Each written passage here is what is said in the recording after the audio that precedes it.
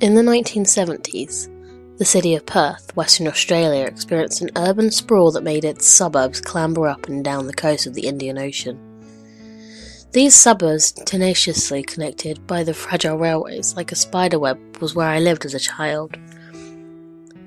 These novel infrastructures developments meant that I was isolated to only my hometown, unable to find a reliable way to roam. For that reason, my friends and I would often spend a lot of time at the namesake of our suburb, Lake Joondalup. Our group was a bit of a motley, connected by our own tenacious thread. We all loved to explore the bush, but which at that point had yet to be swept aside by the development. Now, despite a wide circle of friends with similar interests, I only really felt close to a young boy called Tristan. He was a large child with a kind manner and a jagged row of white teeth that contrasted sharply with his dark skin and soft features. We both loved the night. We loved the late evenings where a new world opened up to us around the lake.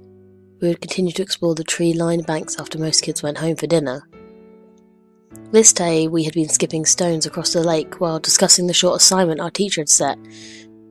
Tristan, being Aboriginal, had been given the assignment of finding out the meaning of many of the words we had in our day-to-day life that came from the first Australians. So, I said, tossing another rock into the lake, "What does Joondalup mean?" "I actually know this one." Tristan had picked up a larger rock than usual, and he weighed it in his hands as he thought about the best way to articulate his answer. "It means place of shining or place of white."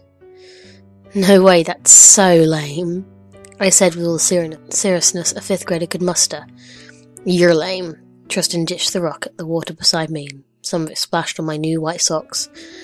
I charged him, trying to avenge myself of the inevitable wrath of my mother. He turned and legged it, with surprisingly swiftness for such a large boy. We both ran through the bush, our chase taking us right along the edge of the lake. The next thing I knew, Tristan, maybe 3 or 4 paces in front of me, tripped. I saw him stumble, his ankle twisting in an odd fashion, before he kneeled over and plunged straight into the dark waters of the lake. The banks were a sharp 2-foot drop into the water that was deep enough to submerge him entirely. He served us. "Christ," he squealed as I kneeled on the bank to try to help him out. "It's so cold." I didn't respond. Behind him was a white shape, blurry in the dark water but rapidly sharpening like an inverse silhouette. "Yeah, let's go." I reached out to help him when suddenly the shape seemed to unfurl, wrapping itself around Tristan and dragging him downwards. My heart began to jackhammer against my ribs, causing the blood to pound in my head. Tristan surfaced and flailed. I didn't hesitate, grabbing the back of his shirt collar and pulling him upwards, as a pair of milk-white arms, each fingertip with gleaming claws, snatched him from the lake. He was hurt bad, his ankle was swelling and already mottled with bruising. I tried to drag him, carry him, but he was far too heavy. We stumbled along the rocky path, my legs nearly buckling as Tristan leaned on me. It wasn't far to the break in the trees and the road beyond, but we barely got 20 feet from the lake before I looked back. Darkened, against the reflected moonlight, I saw the creature standing on the banks. Its form is etched like a carving on the inside of my skull. It had a human body with broad, masculine shoulders and a long neck like that of a deer, except it stopped abruptly, like it had its head severed at the base of the skull. That was not the worst part of it, though. The best way I can describe its legs were how one would expect a child to stack Lego blocks. They were many-jointed from the ankle upwards. They stacked on top of one another, but not quite matching up, giving the impression of a jagged zigzag. I began to whimper and Tristan stopped to look behind him.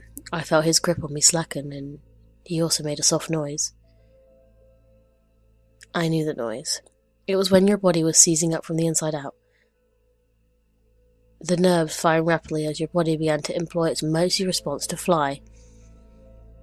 Let's go, let's go. Our pace quickened. Behind us I could hear the rustling of the undergrowth and the light step of a pursuant. We fumbled faster. Tristan's face was red and puffy, and the roar in my ears had reached a deafening crescendo. We dared not to look back, our eyes fixed ahead on the murky light of the streetlights. Tristan jerked and was lifted out of my grip. I tried to hold on to him, but I found myself shaken off like a dog shaking its prey. I flew through the air, crashing into a tree and slumping into the undergrowth. My vision filled with stars, turning into flashes and eventually darknesses. Tristan's terrified screams faded away into unconsciousness. When I came to, it was silent. I sat up, my breath ragged. It was well into the night, and a chill had descended onto the bush, meaning it was in the early AMs. I tried to stand up, but the world lurched and turned its sides. A flash of pain threw me onto the ground. I struggled to get up, but through it I began to feel unsettled. I could hear footsteps, seconds apart, like something was taking a step and waiting. I lay down again, peered through the leaves. It was itchy and sticky down here, but I felt deep in my stomach that what was out there did not have any good intentions towards me. It took a few minutes to appear on the path, but there it was, that thing again. It turned out it was not waiting, but its legs were lengthening, allowing it to take a huge stride. Now I realised it was stepping backwards. Yes, I could make out its shoulder blades and the jagged line of its spine as it walked up the path. Its neck was swaying as if it was looking around behind it. As it drew level, I had to bite down on my tongue to stop me from crying out. It was carrying Tristan's limp body in its arms. His dead weight barely seemed to register as the creature cradled him like a baby. It drew level as I was processing the sight of my friend. And I saw that at the end of that neck, where I had not identified a head, was a face. A flat, human face.